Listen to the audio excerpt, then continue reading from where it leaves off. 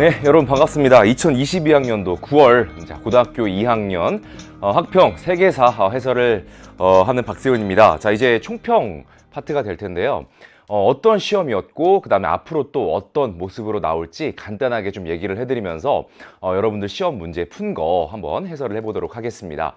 자, 가장 먼저 우리가 확인을 해보는 건 어떤 파트에서 얼마나 나왔는가 이런 것들인데요.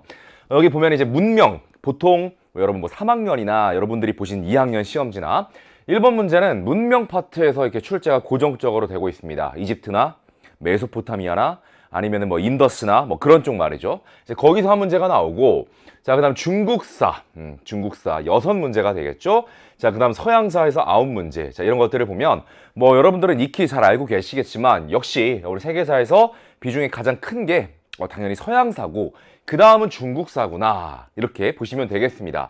자, 그리고 각국사가 이제 4문제라고 되어 있는데, 각국사라고 하면 이제 서아시아사를 좀 중심으로 해서 이슬람 쪽 문화권에서 이제 한 2문제, 그 다음에 인도사에서도 한 2문제, 이런 정도 느낌으로 나왔다고 보시면 되겠습니다. 자, 여러분들이 이게 전범위에서 나오는 건 아니죠. 그래서 전범위에서 출제가 된다고 할 때 조금은 이 비중이 달라질 수도 있습니다. 그 비중이라고 할 때는 보통 중국사가 이제 6문제까지는 조금 요즘 추세에서는 조금 여기서 좀 줄여가지고 각국사로 갈 수가 있겠다. 그 정도 느낌으로 생각하시면 되겠습니다. 자, 범위 확인 다시 한번 해보겠습니다. 범위는 유럽, 그러니까 이제 서양사죠. 아메리카 지역의 역사라고 해서 이제 신항로 개척과 아메리카 문명 그런 쪽 내용들 다뤄지고 있고요. 자, 이제 넥스트라고 쌤이 써놨는데 여러분들이 이제 11월 달에 또 이 시험을 맞이하게 될 텐데, 자, 11월 때는 제국주의 파트, 그리고 그걸 넘어선 자, 1차, 2차 세계대전까지 거의 이제 세계사의 모든 내용을 다루게 됩니다. 물론 이 이후에도 조금 남겨져 있긴 하지만 거의 이제 다루게 된다. 그렇게 보시면 될 것 같습니다. 자, 난도를 한번 보자. 이렇게 쓰면은 여러분들이 조금 어떻게 생각할지 모르겠는데 분명히 쉬운 시험입니다. 물론 우리 세계사를 공부하지 않은 친구들은, 선택하지 않은 친구들은 이 세계사 하면은 무조건 어렵다, 양이 많다 이렇게 생각을 하겠지만 열심히 공부한 우리 친구들에게는 공부한 그대로 이렇게 체크를 해볼 수 있는 적절한 난도의 문항으로서 전혀 어렵다고 느낄 필요는 없는 그런 시험이 될 텐데, 그러나 한 가지 좀 염두에 두고 싶은 게 있습니다. 그거는 여기 제가 이제 수능 선택 이거와 관련해서 잠깐 이야기를 좀 드릴 거고요. 자, 특징을 보고 넘어가겠습니다. 자, 특징은 고른 주제로 이제 골고루 잘 만들어 주셨습니다. 자, 이 문항들이 제가 여기 쉽다라고 해가지고 절대 여러분 허투루 넘길 문항들은 아니고요.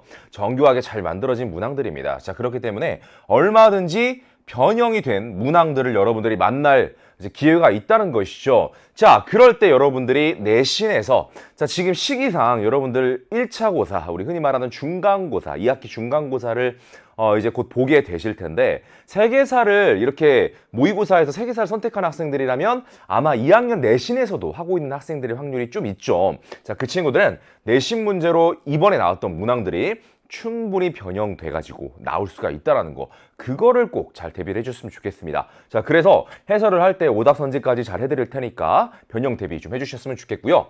마지막입니다. 자, 마지막으로는 수능 쪽 이야기를 해볼게요. 그래도 우리가 이제 2학기까지 왔고 여러분들이 이제 2학년도 끝이 보이죠. 그쵸? 자, 그러다 보니까 3학년으로 갈 때 내가 어떤 과목을 수능으로 선택을 할 것인가. 일단 여러분들이 3학년 때 학교 내신으로 깔리는 과목들도 지금 아마 선택하고 교과서 주문도 하고 그런 시기일 겁니다. 맞죠? 자, 근데 수능 선택에서는 그것이 일치되면은 더할 나위 없이 좋기는 하지만 그렇지 않은 친구들도 있습니다. 특히 세계사로 가는 친구들은 학교에서는 이제 더 이상 개설이 되지 않는다, 3학년 때는 안 배운다, 이런 친구들이 사실은 대다수라고 볼 텐데, 자, 그럼에도 불구하고 수능으로 이제 내가 이제 9월이 넘어가기 때문에 수능 세계사 어떨까 이런 고민을 하는 친구들이 이제는 좀 생길 수가 있을 텐데, 자, 여러분들이 시험 본 같은 날에 이제 평가원이 주관하는 9월 모평 3학년 선배들이 치렀습니다. 수능의 바로미터가 되는 중요한 그런 지표가 되는 시험일 텐데, 자, 그 시험은 평이가 아니라 요 근래 치러진 평가원 모의고사 중에서는 가장 어려운 난도의 세계사 시험이었습니다. 네, 자, 그런 것들을 볼 때 당연히 우리가 이제 내가 공부했고 좀 인강 좀 들었으니까 무난하게 그렇게 말할 수는 없어요. 자, 하지만 그 문항들을 우리가 섬세하게 한번 이제 차분하게 이제 지켜보면요, 결코 교육과정을 넘어가지는 않습니다. 즉, 여러분들이 이왕 2학년 때 세계사를 선택을 해가지고 공부도 하고 이렇게 모의고사까지 보고 있는 친구들인데 3학년 수능까지 간다라고 하면은 이왕 2학년 때 이렇게 발을 담근 김에 철저하게 해놓고 갈 필요가 있다. 3학년에 지금 난도를 보니까 아는 거를 더욱더 확실히 알아야만 풀 수 있는 문항들이 나옵니다.